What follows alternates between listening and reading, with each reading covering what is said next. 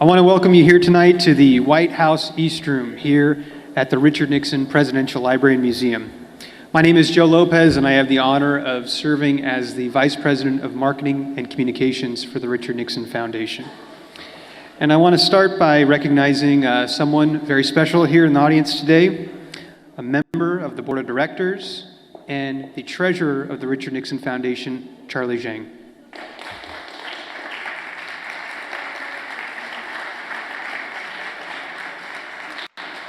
Charlie, thank you for being here and for your leadership with the Richard Nixon Foundation. So this evening we're here to celebrate the 50th anniversary of President Nixon's historic visit to Tehran. And you're about to watch a fascinating presentation. But before we start our program, I want to give special recognition to some dear friends, Susie and Jeff Elgonian, who were supposed to be with us tonight, but cannot be here due to unforeseen circumstances. So to recognize Susie, Jeff, and their family during this time, I want to share a piece by the poet Rumi. The piece is titled Zero Circle. Be helpless, dumbfounded, unable to say yes or no. Then a stretcher will come from grace to gather us up. We are too dull-eyed to see that beauty. If we say we can, we're lying. If we say no, we don't see it. That no will behead us and shut tight our window onto spirit. So let us rather not be sure of anything besides ourselves, and only that, so miraculous beings come running to help. Crazed, lying in a zero circle, mute, we shall be saying finally, with tremendous eloquence, lead us.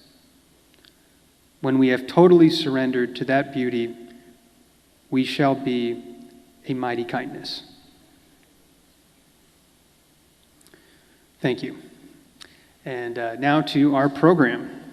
Our moderator tonight at the Nixon Library is the President and CEO of the Richard Nixon Foundation and a historian in his own right, Jim Byron.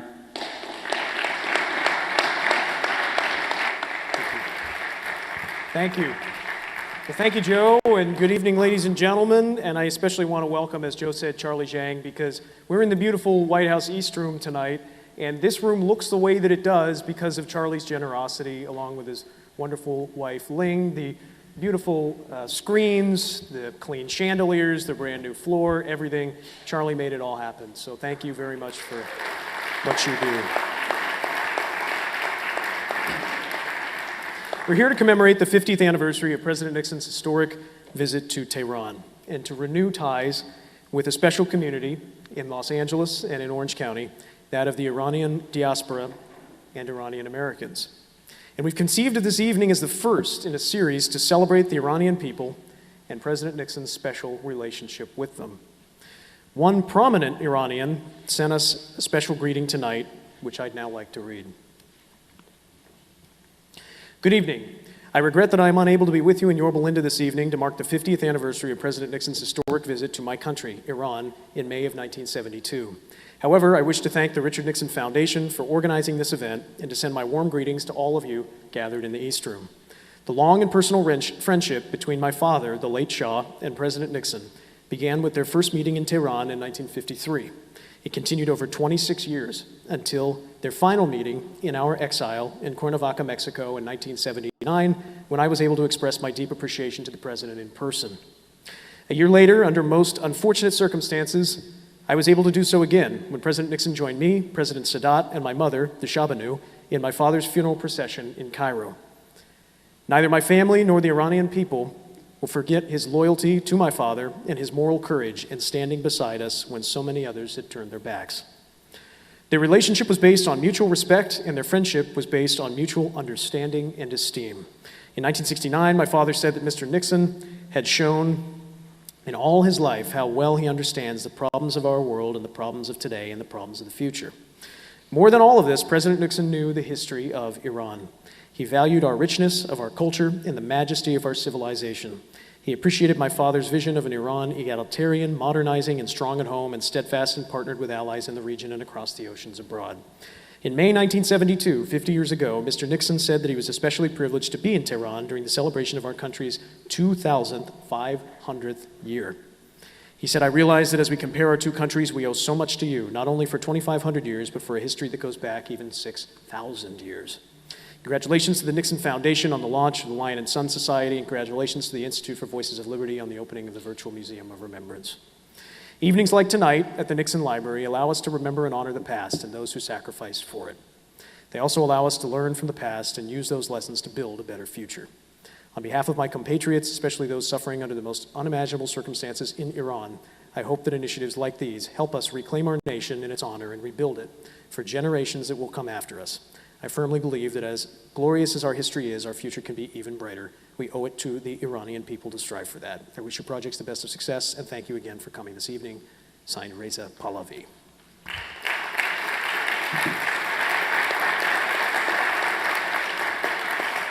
The visit, which the Prince referenced by President Nixon in May 1972, was significant in the context of the Cold War, the supreme signal of Iranian hegemony in the Persian Gulf, and the high water mark of a tilt toward Iran enacted by the Nixon administration, and the first time in 13 years that a US president had visited Iran.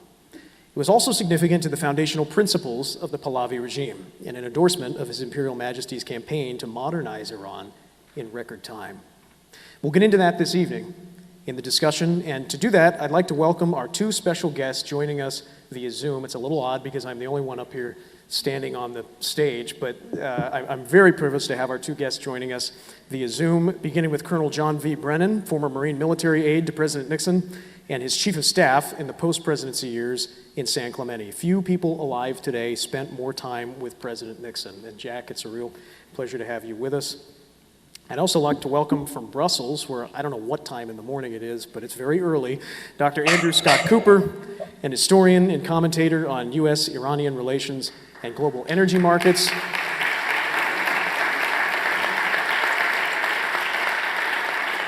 He's the author of The Fall of Heaven, The Pahlavis and the Final Days of Imperial Iran, and also The Oil Kings, How the U.S., Iran, and Saudi Arabia Changed the Balance of Power in the Middle East. So we have a lot to cover tonight, and there's a lot to this 50th anniversary commemoration, so we're not going to be able to do it all this evening.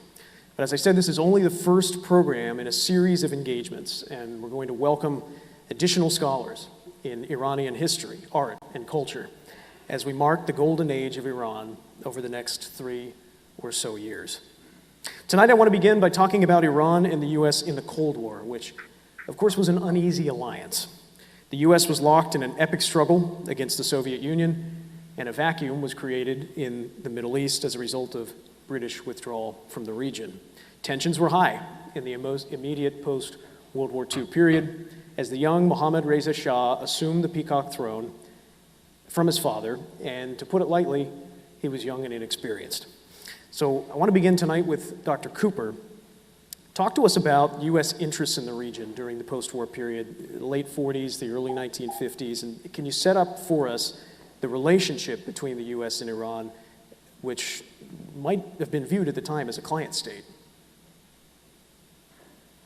Well, good evening. I'm very happy to be back at the Nixon Library after 5 years, even though this is by Zoom. And so I'm happy to see old friends in the audience as well. Yes, in terms of US-Iran relations, if we go back to the late 1940s, we remember that Iran was one of the original frontline states in the Cold War. During the Second World War, the Soviet Union, Great Britain, and the United States had occupied Iran to prevent the Germans from coming through. And at the end of the war, even though the Russians had promised to withdraw their troops, Stalin paused, and there was, of course, the crisis in northern Iran and Azerbaijan. And it was really the Truman administration that put pressure on Stalin, and the Russians did eventually withdraw their troops, but that created an American interest in Iran's future. And there was tremendous concern that Iran become a stronger country because otherwise, if the Soviets could drive south, they could get down to the Persian Gulf and, of course, get access to the oil. It's important to realize also that during World War II, Iran's security became intertwined with Saudi Arabia. Saudi Arabia, of course, had bigger oil deposits, and Iran was seen already by US planners, military planners during World War II as a bulwark, as a block against that Soviet penetration south. In the late 1940s, the US opened a military operation in Iran. They sent military advisors in to train the Iranian army. The investment increased after 1953 with the overthrow of the Mossadegh government. And in the late 1950s, the Shah approved the construction of listening bases on Iran's northern frontier with the Soviet Union. And these listening bases actually became very important for Nixon and Kissinger during the détente period, because those listening bases could monitor every Soviet missile test in Central Asia during the early 70s period. So whenever there was a debate over whether to allow the Shah to purchase more US weapons, the CIA director, Richard Helms, would usually come in and remind both men that those listening posts were critical to the US-Soviet relationship as well, in terms of the negotiations with SALT, the SALT Treaty, the SALT Accords. The US investment in Iran increased in the 1960s, but it was relatively stable because there was what we call a fiscal firewall that prevented the Shah from ordering too many military programs, too many weapons. There was always, the Shah always had to the US made sure that the Iranians did not order weapons that might place a strain on Iran's domestic economy. There was always a concern that it would drain resources away from healthcare, education, and they wanted Iran to stabilize during this period. But by the late 60s, by the time President Nixon came into power, Iran was seen as the model of modernization, not only in West Asia, but actually throughout the developing world. There was this balance of economic development, military strengthening happening. And as you said in the introduction, this was really a golden age for the Iranian people. I mean, this was a heyday of the Pahlavi dynasty as well, where you have this extraordinary alignment of a growing economy, a strengthening military. The region was relatively peaceful at that time, and Iran had emerged under the Shah, especially in this late 60s period after the coronation in 67, as a relatively a stable country, a prosperous country, and the middle class was starting to take root in Iran too. So for all these reasons, when Nixon came in, he was very interested in Iran. He had a personal relationship with the Shah going back to 1953. But the two men also saw the world in similar terms, in similar geopolitical terms. Nixon had visited Tehran in April 1967. This is a very interesting and important visit, by the way. And the two men held long hours of talks at near Byron Palace, and they talked about the future of the Persian Gulf. Already by that time, it was clear that Great Britain was going to withdraw their navy from east of Suez. The British Royal Navy, of course, had been responsible for security guarantees in that region for about 100 years. So there was a fear that there would be a power vacuum once the British left. The United States was preoccupied on the other side of the Asian subcontinent in Vietnam, and there was no domestic American appetite for a military buildup on the western side of the continent. So the US and British governments, the Western governments, looked around for an ally who could replace the British in the Persian Gulf and West Asia as a stabilizing force. And I got to jump in because we're Yes, going to get to that. And I don't want you to get too far ahead. I want to bring you back to 1953 because that's the 53, year that Vice President Nixon paid a visit to the Shah in Tehran. And Colonel Brennan, you spent a lot of time with both men. I mean, you spent hours on end with them. I'm sure that our audience this evening will love to hear some of those stories throughout the evening. Colonel Brennan, what were President Nixon, at that time Vice President Nixon's impressions of the Shah, his feelings toward him, and vice versa? What did you see through your up-close and personal interaction with both?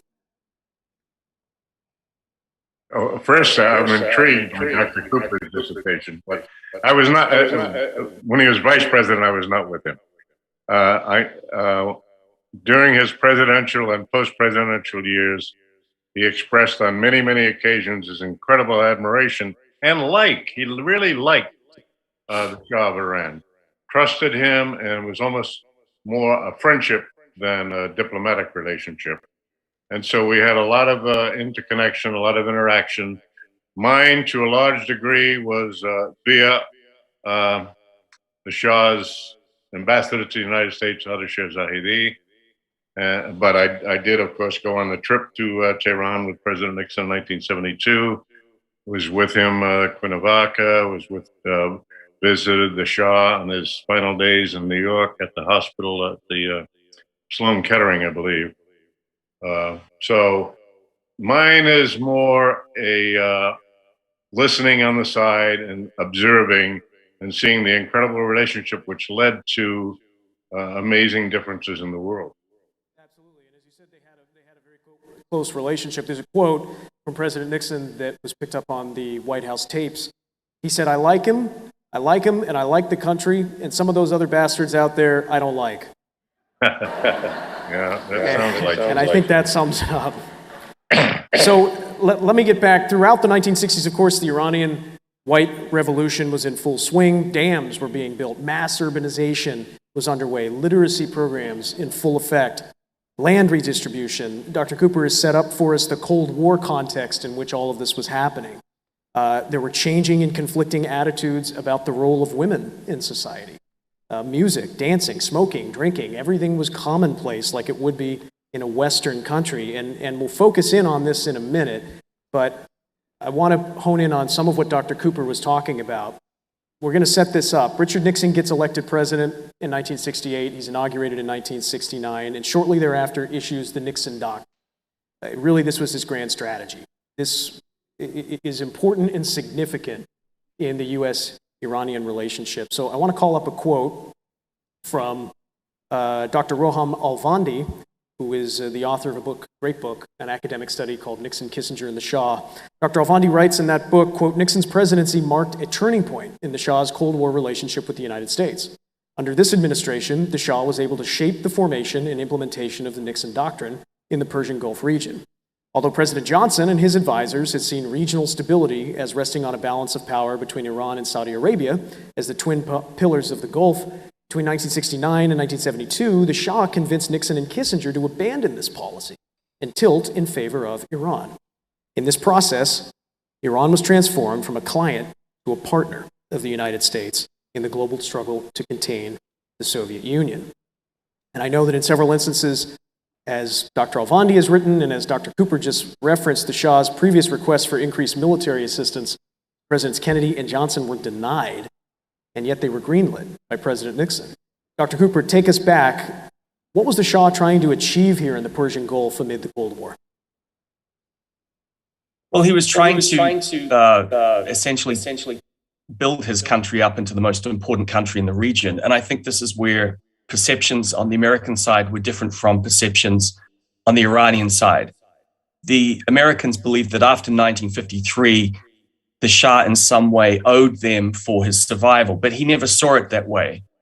In fact, he wanted to build his country up. He had historic ambitions to reconstitute Iran.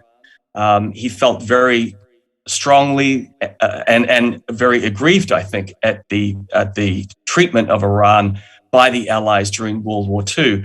And he wanted to become an indispensable ally, that this would in some ways make sure that there could never be another 1953 in Iran, that an outside government could not come in and change the government, even though he had been a beneficiary of that event in 53.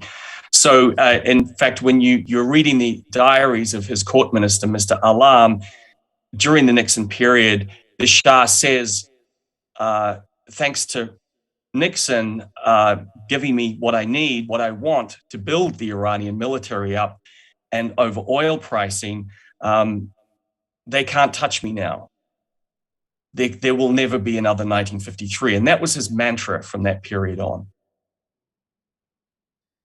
And let's relay that back to domestic politics, because of course domestic politics influences foreign policy. The Shah was focused on ushering in modernity, and this is amid the White Revolution, the Cold War, the women's movement. There are conflicts that are now being set up between old ways and new ways, and the Shah is trying to build a modern society. Some would argue with controversial methods, but he was trying to do it nonetheless. I want to call up a magazine cover because 50 years ago this month, Her Imperial Majesty the Shahbanu sat for an iconic cover story of an issue of Town and Country magazine as a symbol of the emerging role of women in Iranian society. A longtime journalist, award-winning journalist, and activist, Homa Sarshar, said that at that time, rights were being given to women and the future was bright. Dr. Cooper, comment on that. Well, Iran actually under the Shah had a Minister of Women's Rights. It was moving very rapidly in terms of the Muslim world, but also in the Middle East, in terms of granting rights to women and the right to vote. The Shah reformed divorce laws, child custody laws. Women had reproductive choice rights. But he really strongly urged them to come into the workforce. They were allowed to work in government. The Shahbanu, of course, had been a sportswoman as a young person. She had played sports, and she was probably the most prominent advocate of women's rights in Iran. But so too was Princess Ashraf, the Shah's twin sister. And at one point in the 1970s, the Shahbanu said that she supported something called divorce insurance, so that if women were divorced, they would not be impoverished when they started their lives on their own again. So this sort of strong language we had from the palace in terms of women's rights it's almost like, in terms of Iran today, it's like digging through the ruins at Pompeii. I mean, you can't imagine how things were coming along in the late 1970s. And even on the eve of the revolution, as an example, the first women were entering corporate leadership positions in Iran. And that's one of the tragedies of the revolution, is that things were just coming on tap. Things were just starting to really come into their own when the revolution happened. I want to call up a photo that was taken by a White House photographer on President Nixon's trip to Tehran, and we'll get that up in just a minute. It shows women wearing skirts. There isn't a chador in sight. They're waving American flags. This is all converging in May of 1972, when President Nixon, of course, makes that visit to Tehran, a crucial visit. And Colonel Brennan, you were there. You accompanied him. Talk to us about that trip. Yeah, they were very, very hospitable. But first, may I comment on the woman in Iran? And the second lady ever to be a White House social aide was a then Lieutenant Chris Alberts. She later came to San Clemente to be assistant to Mrs. Nixon, and left there to go to Iran to begin to help start the Iranian Women's Navy. And a lot of people don't even know there was an Iranian Women's Navy, but that was her job for several years. In any event, back to the trip itself, it was just it was different because they were so incredibly hospitable. Almost always we'd go to, if you go to Italy, for example, we stayed in a great hotel. But in Iran, in Tehran, I stayed, for example, in the home of the head of the Iranian military. And they were just wonderful, hospitable. And of course, the dinners and the festivities were beyond description. They did a remarkable job, and I wasn't involved in the policy part, but I was very impressed with the friendship, with the seemingly love of the people, and it was a great experience and a great tribute. On May 30th, that President Nixon told the Shah, quote, "The Nixon Doctrine was a way for the U.S. to build a new long-term policy in support of allies." The concept of allies is something I'm going to come back to. I want to call up a couple of more photos of that visit. There you can see the motorcade. Nixon Library actually owns that limousine. See two men riding in. And of course, this had just come off the president's visit to the Soviet Union.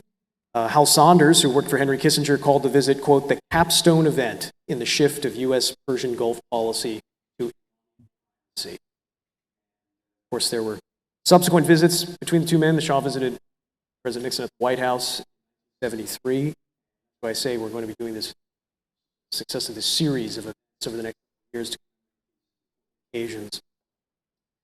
By 1974, President Nixon was imperiled at home by Watergate. And after his resignation, the Shah had a different type of relationship with President Ford, who, of course, was still supportive, but didn't have that personal relationship. And then it was something else entirely through the Carter presidency.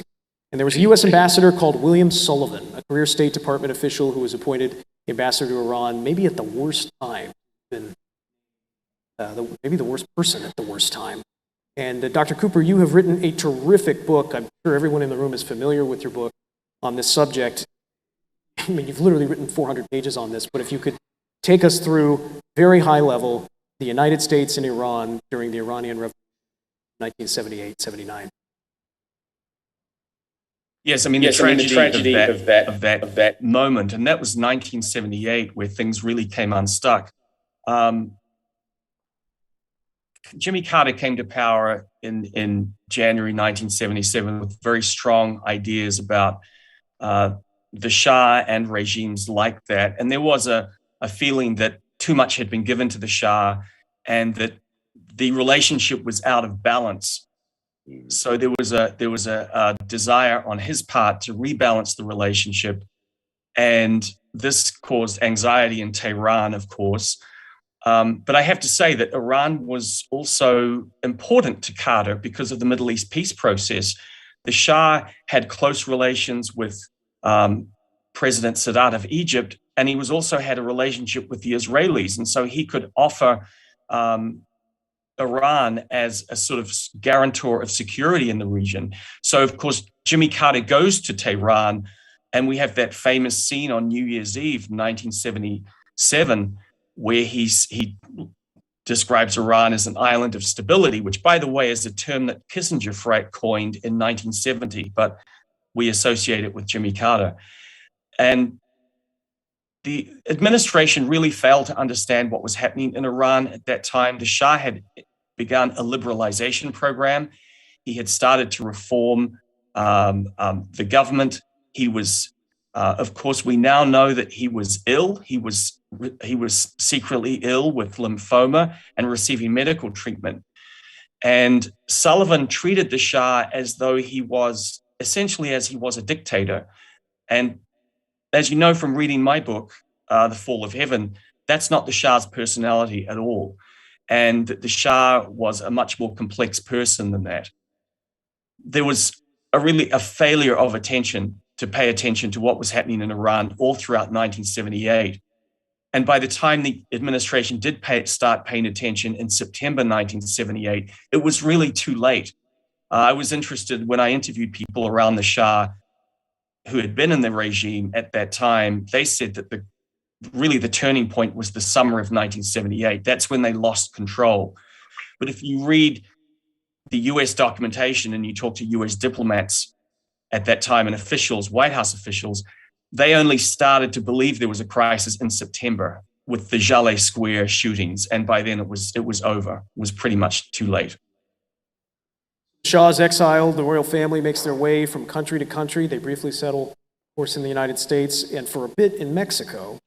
And another exiled world leader turns up at his doorstep in Cuernavaca, of all places. Colonel Brennan, tell us about this made-for-television story because you were there. It was really pretty interesting. Via Ambassador Zahidi, I learned that Shah was in Cuernavaca. Told President Nixon, he said we must find a way to visit him. And we did a lot of trying to figure it out. And I made the arrangements so that, and I notified Shah via Ambassador Zahidi that we'd be coming to Cuernavaca to visit him. The report back was he was so excited, really wanted to see President Nixon. And I made the arrangements, and logistically it was, we would leave San Clemente, drive north to Los Angeles Airport, board a United Airlines DC-10 and fly to Mexico City, at which point Secret Service made arrangements for ground transportation in Cuernavaca. All pretty common, except the night before we were leaving, a DC-10 crashed in Chicago, and all DC-10s were grounded. But we couldn't disappoint the Shah, so I said, how am I going to figure this one out? So we left San Clemente in the limousine, and he's expecting us to turn north to go to Los Angeles. Instead, we turned south, and we started driving south for a while, and he looked at me, he said, what? And I said, well, sir, here's what happened. And I told him, and I said, so the solution is we're going to drive to Tijuana, get on a Mexican DC-10, and fly to Mexico City. Well, happened to be Friday the 13th, and he just paused for a long time, and he looked at me and said, are you sure? In any event, we did that. We went to Tijuana, we flew into Mexico City, we drove to Cuernavaca, and a lot of security, of course, and then a helicopter came over, and we're all kind of excited, but it turned out it was a Shah's son learning to fly helicopter. He later came and said hello, and it was very nice. But one thing was poignant to me. They sat it was very nicest location on the water, and they were both sitting alone. I mean, two of them with no staff, no nothing, and two chairs and the water behind them. And I was way in the background, and I looked at them and the two of them chatting, and I said to myself, and I still remember this, I said, how many thousands of people would still be alive if these two were still in power? And it was just, it was just a poignant moment for me.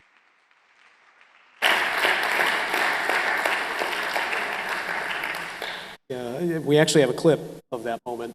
Just all up.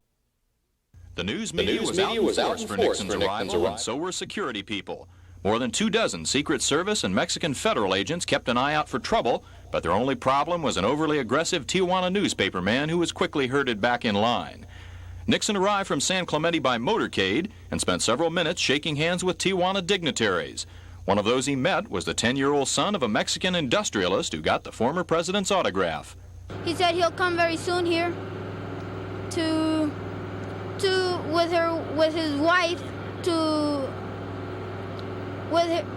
their 40th anniversary here. As he boarded the Aeromexico DC-10, Nixon stopped to wave at the crowd, then disappeared into the jet. Security agents searched the rest of the passengers, delaying the flight for half an hour.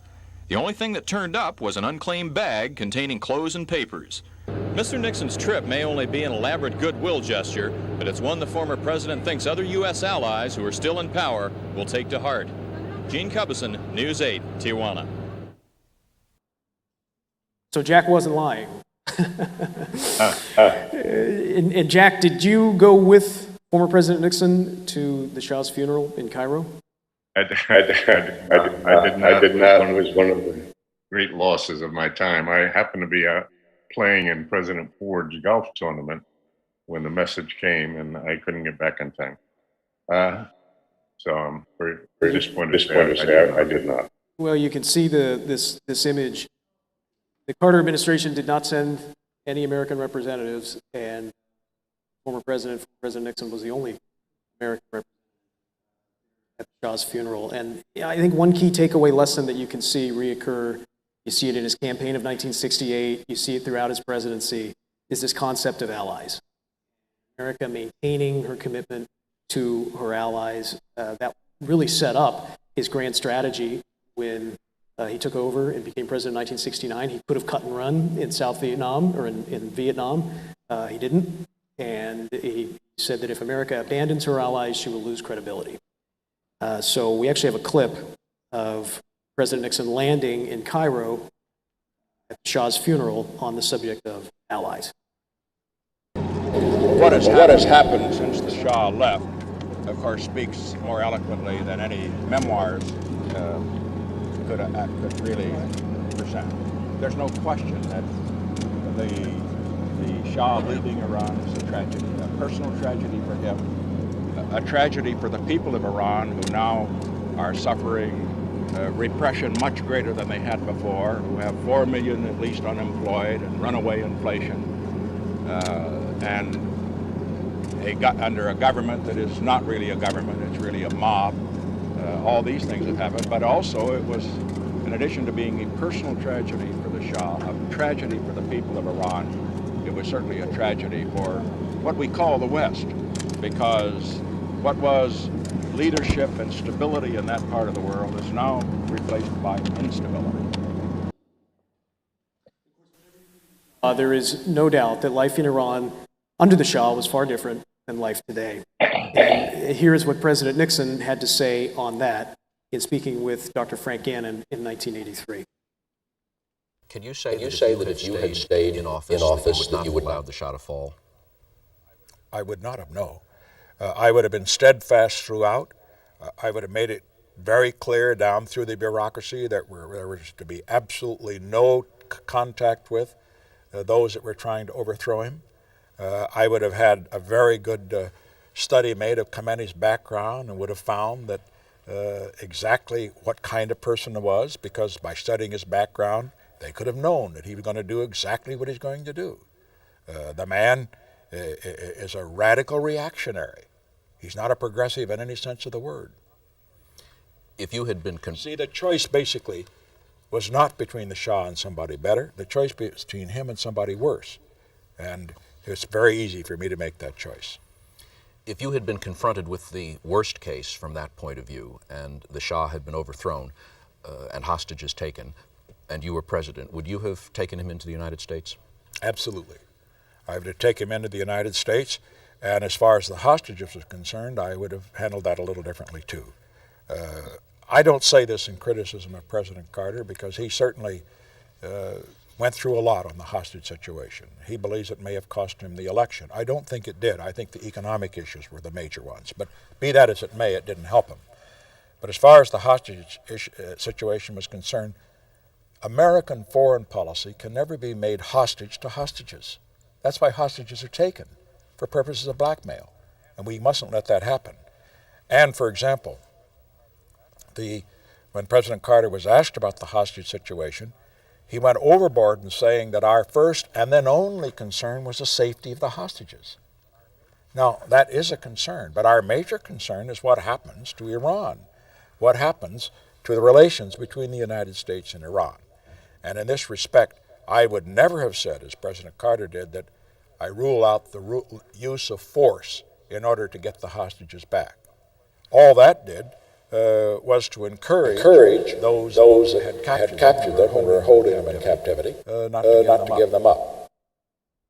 Yeah, I think, Jack, Colonel Brennan, I think as you said, imagine what life would be like if those two men had stayed in power.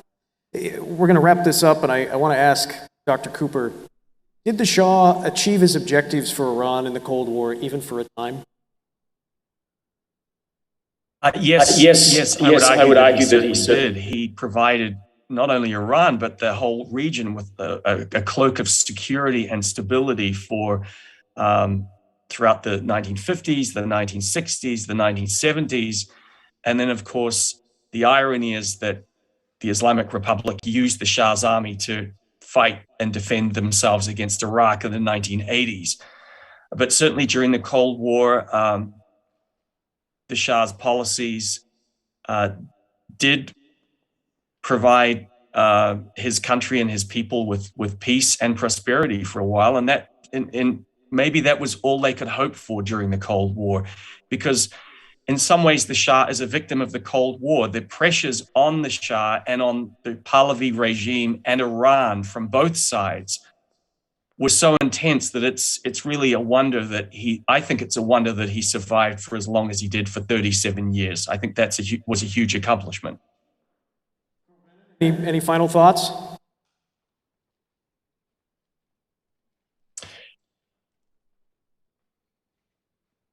Is that a no? I'm proud to know him and his people, and it's a very, very impressive, exciting time for me. Well, ladies and gentlemen, would you join me in thanking our panel this evening?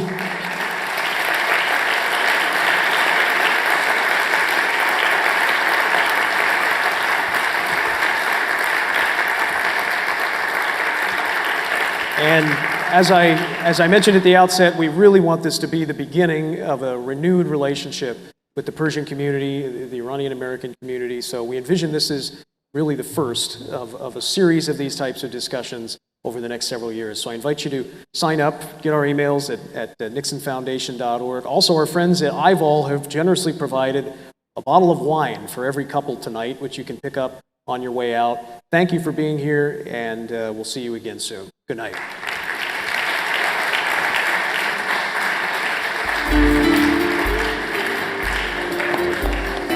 Thank you. Thank you. How'd I do? Well, very well. Are you there, Jim? Jack Brennan.